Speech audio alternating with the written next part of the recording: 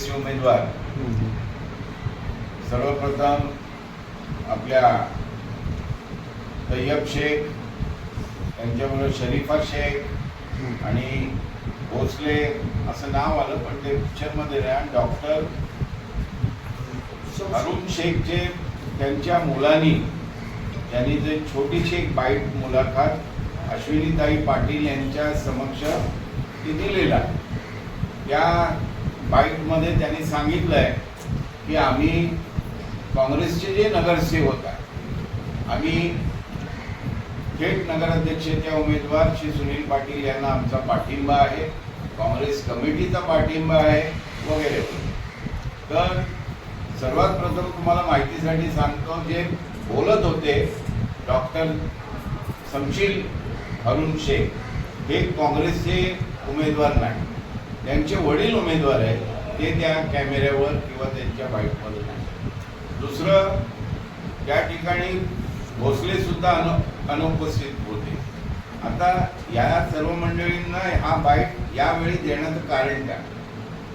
तर इलेक्शनमध्ये तुम्हाला माहिती आहे की इलेक्शनच्या टायमाला आता त्यांना काँग्रेसचा आमचा थेट उमेदवार तौफिक कर्जीकर उभे आहे. तर आमच्या मताने त्यांना काय डॅमेज होत असेल म्हणून त्यांनी हा केलेला एक प्रयोग आहे. आणि त्याच्यामध्ये काल त्या 4 नगरसेवकांना, शरीफा शेख आमच्या हॉलमधल्या, अरुण शेख 6 नंबरमध्ये आणि तय्यब शेख हे 13 नंबरमध्ये, त्यांच्या जोडीला ते पॅनलला आहेत सौ भोसले म्हणून. त्या दस्तुरीच्या आहेत. त्या उमेदवारांचं ती बाईट घेतली. तर त्यांच्यामध्ये त्या बाईटमध्ये काँग्रेसचा पाठिंबा म्हणून ते सांगण्यात आलं. तर काँग्रेस पक्षाचा उमेदवार, अधिकृत उमेदवार तौसिफ शेख आहे, कर्जीकर आहे. आणि बाद त्याच्यात एक खुलासा असा करतो, ही नगरपालिकेची थेट नगरसेवकाची निवडणूक आहे, अध्यक्षाची निवडणूक. याच्यामध्ये प्रत्येक भागातला आता मतदान काय होणार आहे, डायरेक्ट पब्लिक मधनं होणार आहे. नगरसेवक काय निवडून ते काय मत देत नाही आणि अध्यक्ष होत नाही.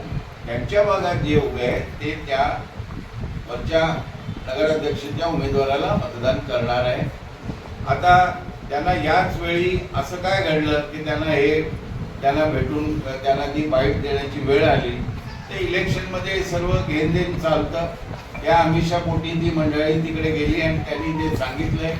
आता प्रत्येक उमेदवाराच्या समोर राष्ट्रवादीचा उमेदवार आहे, घड्याळ आहे, त्याच्या समोर आमचा उमेदवार आहे. अशा 3-4 ठिकाणी आमचे उमेदवारच आहे.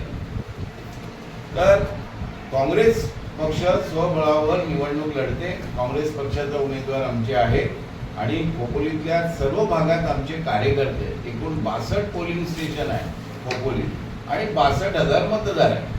62 पोलिंग स्टेशनवर काँग्रेसचा जो कार्यकर्ता आहे तो काँग्रेसला मतदान करतो. आणि 25 वर्षानंतर काँग्रेस निवडणूक लढवते थेट नगराध्यक्षाला. याच्या अगोदर इब्राहिम पाटील उभे होते. तर आमचे फिक्स मतं आहेत, काँग्रेसची मतं आहेत, ती काँग्रेसला मिळणार. 6 उमेदवार जे आमचे आहेत त्या भागात सुद्धा काँग्रेसला मतदान मिळेल. व्यक्ती केला म्हणून मतदार जात नाही, त्याचे विचार जात नाही. तो काँग्रेसचा विचार जो आहे तो काँग्रेस बरोबर राहील आणि त्याप्रमाणे आम्ही निवडणुकीला सामोरे जातोय. आपल्याला ह्याच खुलासा ज्यांनी पक्षविरुद्ध जे गेले त्यांच्यावर आम्ही कारवाई केली. खोपोलीच्या स्तरावर, जिल्हा स्तरावर आम्ही ते पाठवलं. त्यातलाच एक यामध्ये आहे उमेदवार म्हणून. पण त्याच्यावर सुद्धा आम्ही या विषयावर काय आहे की पक्षाचं दिलेल्या उमेदवाराच्या विरुद्ध तुम्ही ओपनली जाताय आणि तुम्ही तुमच्या बाईट्स देताय, तर पक्षविरोधी कारवाई या लोकांवर होणार आणि याचं किंमत त्यांना मोजावी लागेल. कारवाई करणार म्हणजे नेमकी असं नाही. मी काय म्हटलं, आता त्यांना त्याची किंमत मोजावी लागेल. याचा अर्थ आपण समजा लोकांनी पाठिंबा दिलाय, जे बाईट दिले त्यांना त्यांची किंमत मोजावी लागेल. आणि मी पुन्हा रिपीट करतो की ही निवडणूक ही कार्यकर्त्यांची निवडणूक, ही पुढाऱ्यांची नाही. कार्यकर्ता जो तळागाळातला आहे त्याची ही निवडणूक आहे. तर आमचे जे तळागाळातला कार्यकर्ते त्यांना आम्ही उमेदवारी दिली. या उमेदवारीनं हे उभे आहेत. आता काय झालंय, थेट नगरसेवकाला मी पुन्हा रिपीट करतो, पब्लिक वोटिंग करणार. कुठला हा थेट नगराध्यक्षाला तर पब्लिक वोटिंग करणार आहे. यांच्याच पॉकेट मधलं मतदान होणार आहे असं नाही. आणि हे नगरसेवक नाही, आपण बाईट मध्ये बघा नगरसेवक म्हटले, नगरसेवकाचे उमेदवार आहेत ते. त्याचं कारण असा का एकूण 31 नगरसेवक पदाच्या उमेदवारीवरती लोक नगरसेवक पदावरती लढत आहेत. आमच्याकडे फक्त 6 आहेत. 25 जागेवरती आम्ही निवडणूक लढत नाही आहे, तरीसुद्धा आम्ही नगराध्यक्ष पदाची उमेदवारी अर्ज दाखल केलेली आहे. त्याचं कारण असा का आम्हाला फक्त नगरसेवक निवडून देण्याची प्रक्रिया आता राहिली नाही. आता नगराध्यक्ष निवड हा थेट जनतेतून आहे आणि जनतेचा कौल आमच्या पाठीमागे आहे.